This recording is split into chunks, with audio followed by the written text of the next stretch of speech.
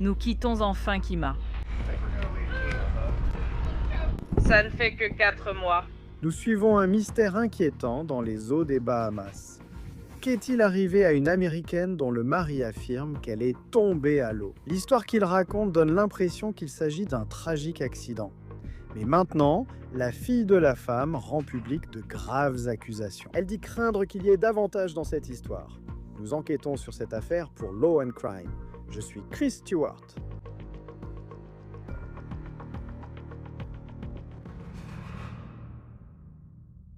Salut à tous. Vous savez qu'on suit des centaines d'affaires par an, chacune avec tant de preuves, ce qui nous a donné une idée. Nous voulions vous donner l'opportunité d'enquêter vous-même sur les preuves. Alors, nous avons créé les dossiers Law and Crime Plus.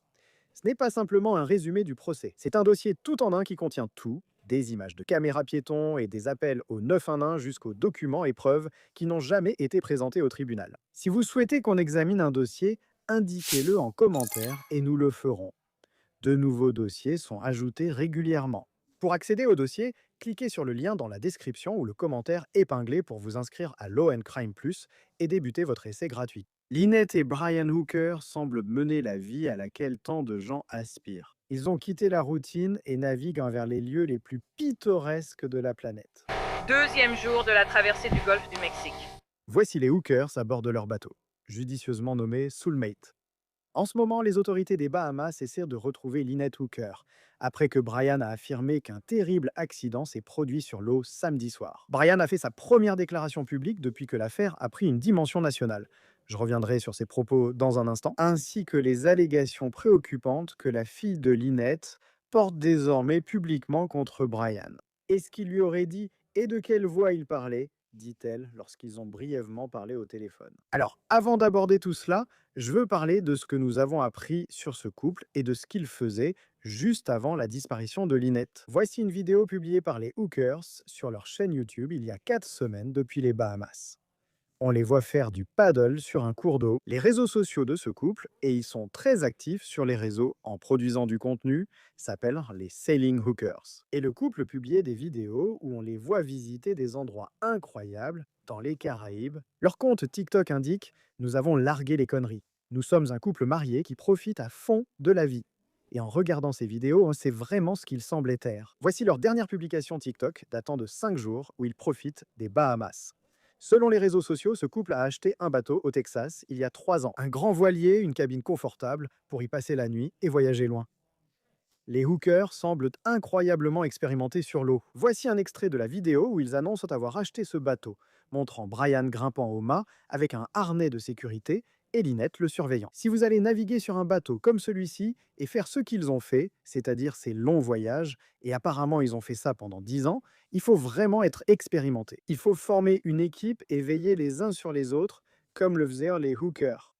Maintenant, sachant à quel point ce couple semblait se soucier de la sécurité, cela rend ce qui se serait passé samedi soir un peu surprenant. Voici une photo qui faisait partie de la dernière vidéo TikTok que les Hookers ont publiée depuis les Bahamas. Ce sont eux deux à bord de ce qui semble être un canot pneumatique, un petit bateau. Il est gonflable, possède un fond rigide, un moteur à l'arrière, et comme vous pouvez le voir, il n'y a vraiment de la place que pour eux deux. Selon la police, ils étaient sur un canot pneumatique de 8 pieds samedi soir lorsque Lynette est tombée à l'eau et a disparu, selon Brian.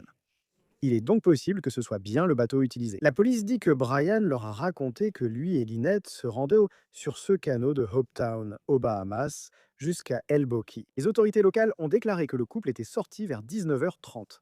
Il faisait nuit et les conditions n'étaient pas idéales. Les rafales de vent étaient apparemment comprises entre 18 et 22 nœuds. Et si vous n'êtes pas un navigateur, cela représente entre 30 et 40 km à l'heure. Maintenant, Brian affirme que Lynette est tombée du canot pneumatique et qu'elle avait les clés qui sont tombés avec elle.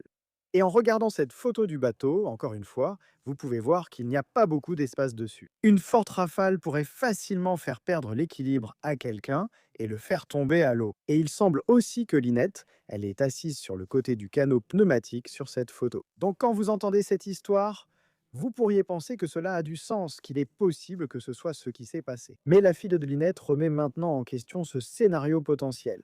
Et elle le fait de manière très marquée, ce que nous allons aborder dans un instant. Lynette n'a pas été signalée disparue pendant des heures parce qu'il a fallu des heures à Brian jusqu'au dimanche matin pour arriver à cette marina à Marsh Harbor, aux Bahamas. On ne sait pas précisément où Brian dit que Lynette est tombée, mais cette carte montre que Marsh Harbor est de l'autre côté de la baie, par rapport au lieu indiqué par les hookers. Selon les enquêteurs, après être arrivé à terre, Brian a raconté l'incident à quelqu'un qui a prévenu les autorités. Et depuis, les recherches se poursuivent au par air, mer et terre, pour tenter de retrouver Lynette. Dans leurs propres mots, ce couple disait qu'ils vivaient leur meilleure vie. Leur bateau s'appelle Soulmate, et ils vivaient cette vie en mer depuis une décennie. Tout semblait parfait. Et je sais que c'est un cliché de dire cela dans beaucoup d'histoires gays criminelles, mais c'est là que les choses deviennent apparemment un peu inquiétantes. Car la fille de Lynette s'exprime publiquement et affirme que tout n'était pas parfait pour ce couple. La fille de Lynette s'appelle Carly Aylesworth. Elle vit dans le Michigan.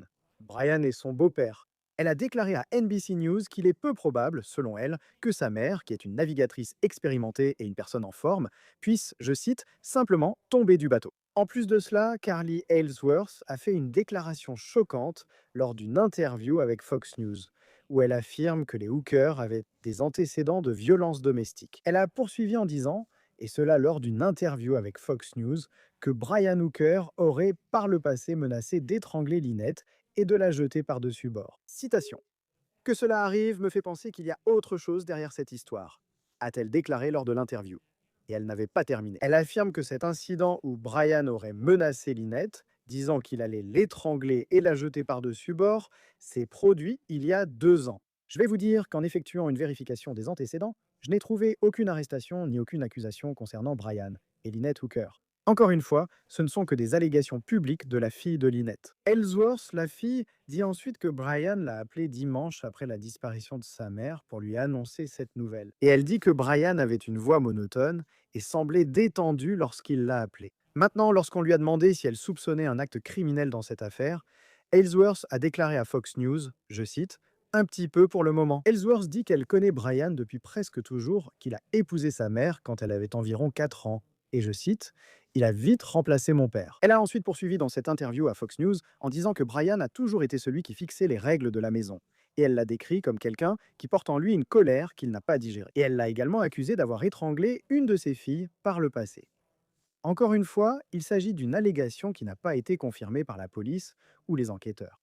Donc vous pouvez voir, d'après ces allégations, des propos très très forts et des accusations accablantes à l'encontre de Brian Hooker faites par sa propre belle-fille. Ellsworth demande maintenant une enquête complète sur ce qui est arrivé à sa mère. Mais Brian fait maintenant une déclaration publique sur laquelle nous allons revenir dans un instant. La belle-fille dit aussi que Brian l'a appelé pour dire que les autorités avaient retrouvé un dispositif de flottaison qu'il affirme avoir lancé à sa mère après sa chute dans l'eau. Selon NBC News, le chef du groupe local de pompiers et de secours qui recherche Lynette depuis samedi soir considère désormais cette situation comme une opération de récupération. Le département d'État américain a déclaré à NBC qu'il travaille avec les autorités bahaméennes pour fournir une assistance dans cette affaire. Et aujourd'hui également, CBS News a retrouvé Brian Hooker aux Bahamas. C'est une vidéo qui a été publiée en ligne montrant Brian debout dans ce qui semble être un parking. Ils lui ont demandé sa version des faits, mais il n'a pas répondu à leurs questions. Mais il a publié une déclaration sur Facebook, écrivant, je cite, « J'ai le cœur brisé par le récent accident de bateau survenu par mer agitée et vent violent qui ont causé la chute de ma chère Lynette de notre petite embarcation près d'El Boki aux Bahamas. Malgré des tentatives désespérées pour la rejoindre, les vents et les courants nous ont éloignés l'un de l'autre. Nous continuons à la chercher et c'est ma seule priorité. Notre famille est profondément reconnaissante pour l'aide du peuple bahaméen, en particulier celle de l'équipe de pompiers et de secours bénévoles de Hopetown, de la police royale des Bahamas, de la force de défense royale des Bahamas et de la garde côtière américaine qui ont travaillé sans relâche dans l'espoir de ramener Lynette parmi nous. Merci à tous de garder Lynette dans vos pensées et pour votre soutien à notre famille en cette période difficile. » Fin de citation. J'ai envoyé un message à Brian Hooker pour savoir s'il a une réponse aux allégations que sa belle-fille a faites lors de ses récentes interviews. Et nous avons également été en contact avec Carly Aylesworth, la belle-fille, et nous l'avons invitée à venir parler davantage de cette affaire. Et cette invitation tient toujours. Rejoignez-nous pour discuter de cette affaire. Michael Winkelmann, avocat en droit maritime, c'est toujours un plaisir de vous recevoir sur Law and Crime lors du suivi de ces affaires des Caraïbes. L'histoire de Brian Hooker. Ils sont sur ce canot pneumatique et ils se trouvent dans des conditions loin d'être idéales. Et il dit que Lynette tombe à l'eau, les clés tombent avec elle et il doit ensuite pagayer pour retourner à la rive. À quel point est-ce plausible vu votre connaissance des conditions en mer et les affaires sur lesquelles vous travaillez? Je veux dire, à ce stade, à quel point l'histoire qu'il raconte est-elle crédible? Pas vraiment. Je veux dire, j'ai envie de lui accorder le bénéfice du doute parce que je ne veux pas accuser quelqu'un avant qu'il y ait eu une procédure régulière. De mon point de vue, son histoire comporte de nombreuses incohérences. Je veux dire, vraiment, c'est l'une des deux choses, Chris. Soit c'est un terrible accident, soit c'est un terrible crime. Donc, si l'on écarte l'hypothèse du crime, il n'y a pas non plus 1000 explications possibles, ce serait juste un accident. Ce sont des marins expérimentés. Ils auraient été conscients des conditions de la mer. Pourquoi montraient-ils dans leur canot pour essayer d'aller à terre? C'était peut-être à cause des conditions difficiles. Mais si vous êtes vraiment un marin expérimenté, vous n'allez pas vous mettre dans cette situation à moins que cela ne soit arrivé soudainement, à moins que ce ne soit un système orageux imprévu. Mais d'après ce que j'ai vu avec un peu de recherche, il y avait un front froid connu qui arrivait, et la plupart du temps avec les fronts froids, d'abord de fortes tempêtes surviennent, il reste donc des zones d'ombre, Chris. Parce que je pense aux conditions des vents de 18 à 20 nœuds, ce qui, pour ceux qui ne sont pas marins, correspond à des rafales de vent de 20 à 25 miles par heure. Je veux dire, quand on regarde leur chaîne YouTube, ils publient beaucoup de vidéos et on voit qu'ils savent ce qu'ils font. Je veux dire, ils ont fait des voyages de grande ampleur. À quel point est-ce surprenant que quelqu'un sorte en annexe dans ce genre de conditions? Oui, exactement. Très surprenant. À moins qu'ils essayaient d'éviter une tempête, ce qui serait plausible pour moi. Peut-être qu'ils essayaient d'atteindre la Terre. C'est pour ça qu'ils faisaient ça. Mais dans ce cas, on aurait cru qu'ils seraient partis plus tôt. Oui, et sortir à 19h30, il fait nuit. Vous savez, il y a cet aspect-là. Ça ne semble pas être le genre de choses que des gens qui prennent régulièrement des précautions de sécurité, comme cela semble être leur cas, feraient. Quelle est la probabilité de retrouver le corps de Lynette Hooker? Les autorités locales parlent maintenant d'une mission de récupération. Cela fait déjà quelques jours. Elle est tombée à l'eau depuis cette annexe, selon Brian, pendant la nuit. Je veux dire, qu'est-ce qui se passe généralement dans cette partie de l'enquête? Les statistiques indiquent que si vous n'êtes pas retrouvé dans les 24 premières heures, vos chances de survie deviennent infimes. Même pour moi, l'histoire de Brian sur sa chute à l'eau et son incapacité à la rejoindre comporte encore plus d'incohérences. Je sais que si ma femme était tombée à l'eau, je veux dire, il aurait dû y avoir des gilets de sauvetage sur le bateau. Je ferais tout ce que je pourrais, probablement même me jeter à l'eau pour sauver ma femme. C'est donc encore plus incohérent selon moi. À ce stade, les autorités bahaméennes cherchent à comprendre ce qui s'est passé, mais il n'y a toujours aucun corps.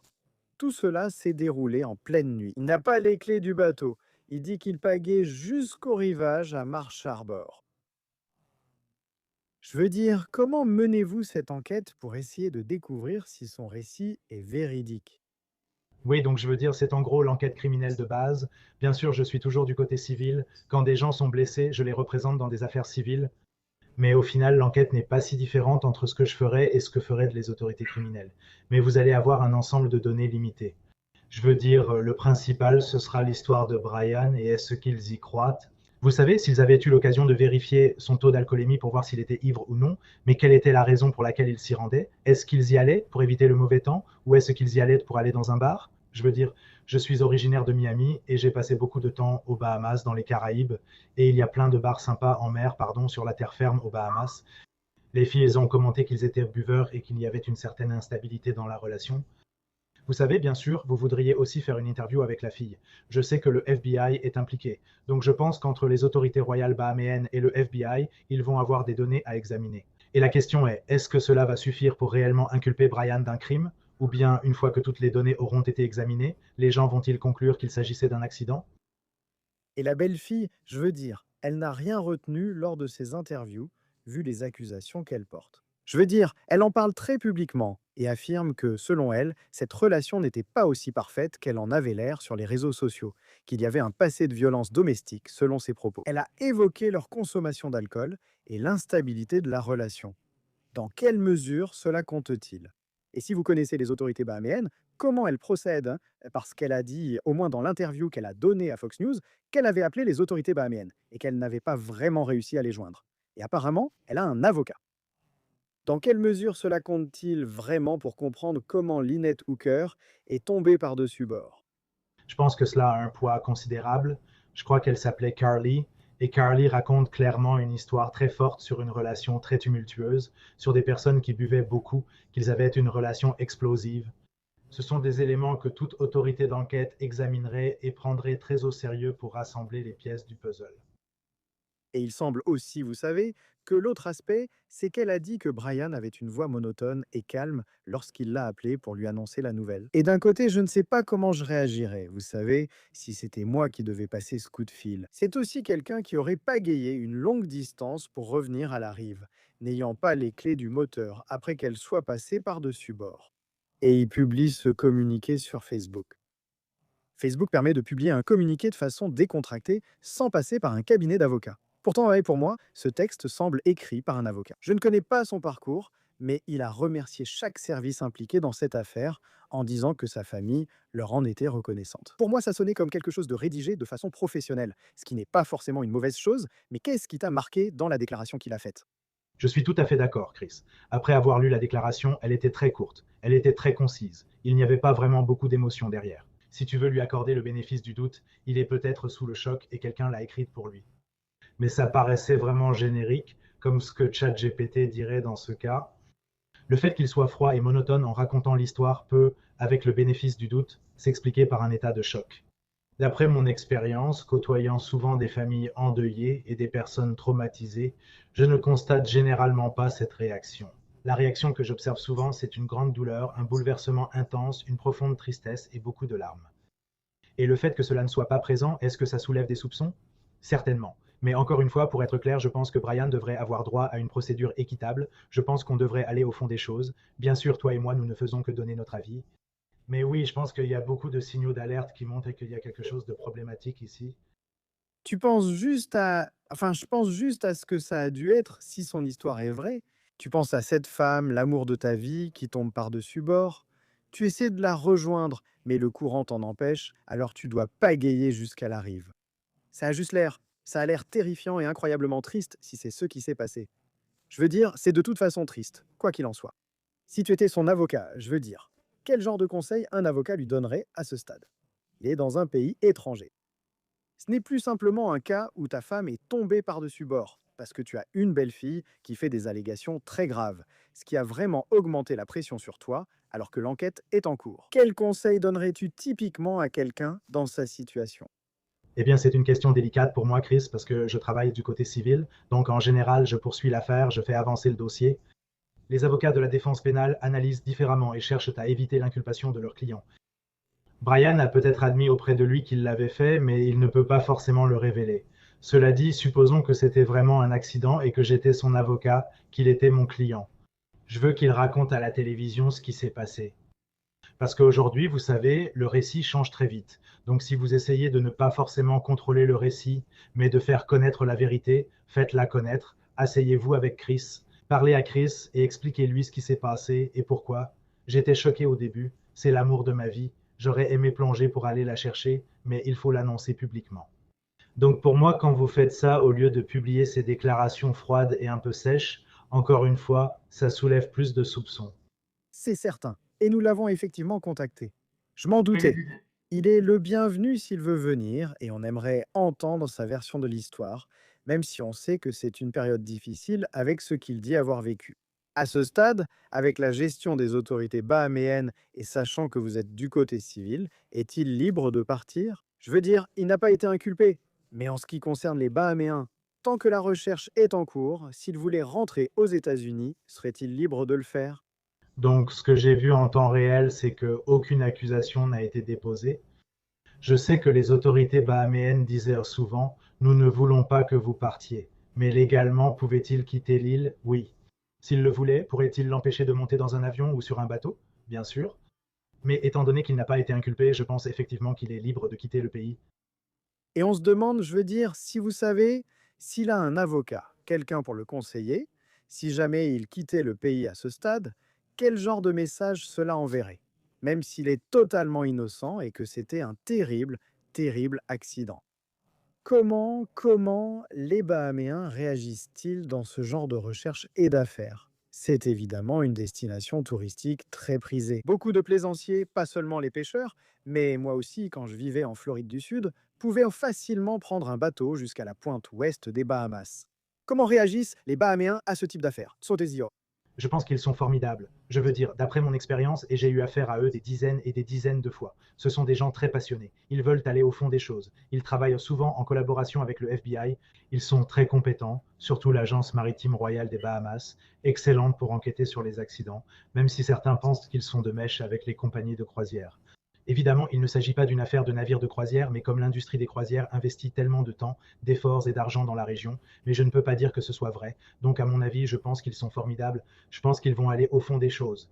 Ils disposent d'un ensemble limité de données, mais voyons ce qu'ils vont réussir à trouver. Concernant le département d'État américain et le FBI, je sais que le département d'État a publié un communiqué affirmant leur coopération avec les autorités. Il s'agit clairement d'une affaire bahaméenne.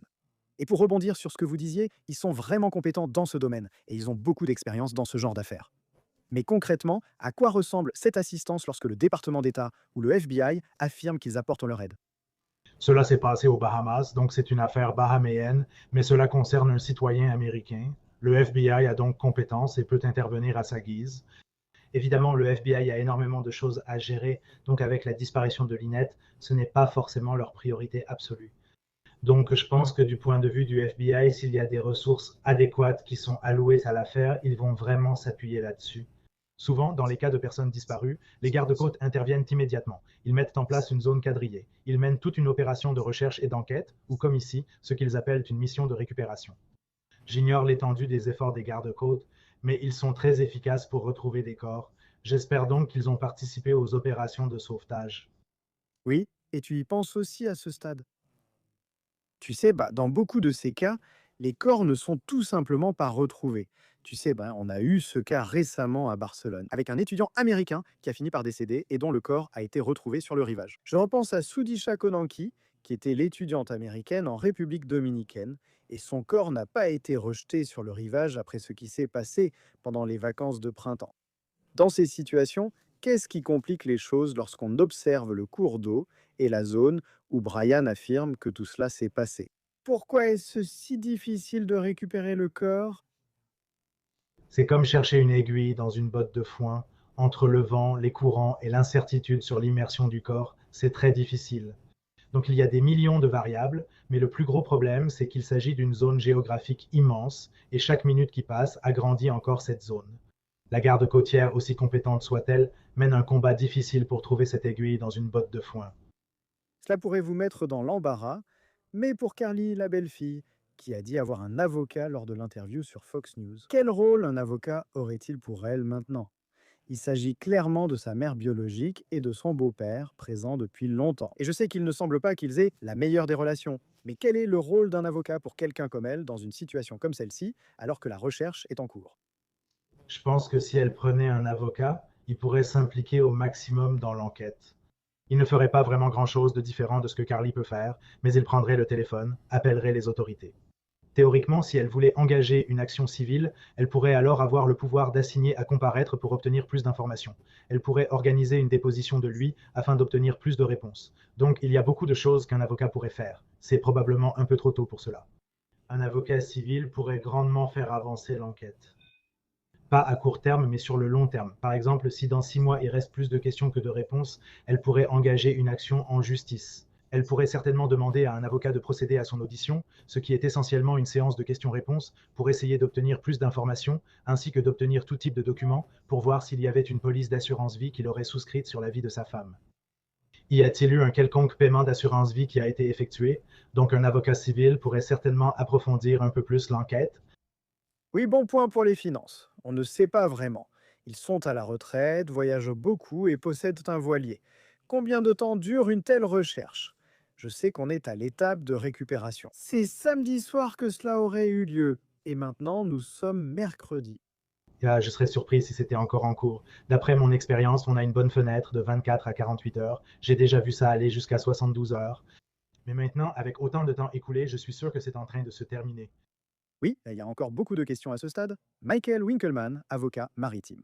C'est toujours un plaisir d'avoir votre expertise ici sur Law and Crime. Merci d'être avec nous. Merci Chris, ravi de vous voir. C'est tout pour On the Case présenté par Law and Crime. Abonnez-vous sur YouTube et Spotify.